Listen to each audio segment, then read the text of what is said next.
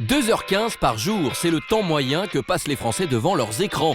Télévision, tablette, téléphone, les écrans sont partout, pourtant certaines études auraient démontré qu'ils peuvent être dangereux.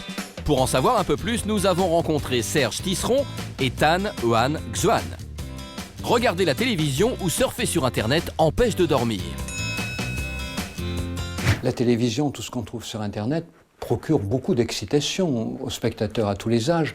Et donc, du coup, évidemment, ça peut provoquer des difficultés d'endormissement. Mais il a été montré que pour ce qui concerne Internet, ça peut même perturber le sommeil parce que l'excitation a atteint une intensité qui n'est pas compatible avec la détente propre au sommeil. Rester trop longtemps devant un écran peut abîmer les yeux.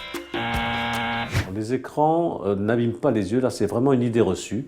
Je vais décevoir les mamans qui espèrent dire aux enfants ne joue pas trop sur ton écran parce que ça va abîmer tes yeux. Par contre, si on voit qu'un enfant ou un adulte peine à l'écran, fatigue anormalement, alors à ce moment, ça veut dire qu'il faut faire un bilan visuel complet à la recherche d'un trouble de la vue ou un trouble de l'équilibre musculaire des yeux.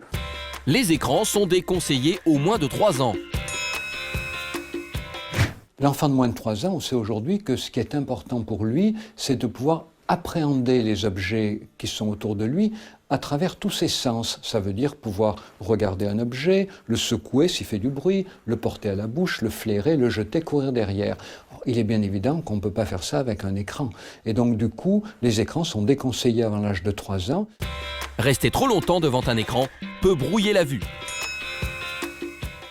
Lorsqu'on reste trop longtemps devant un écran, on cligne moins des yeux parce qu'on est attentif à ce qu'on lit. Le clignement se fait plus rare et la surface oculaire se dessèche.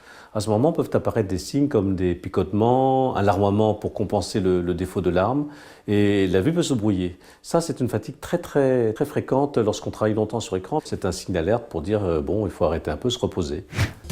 Voilà, vous savez que maintenant, de temps en temps, ça vaut le coup d'éteindre son écran.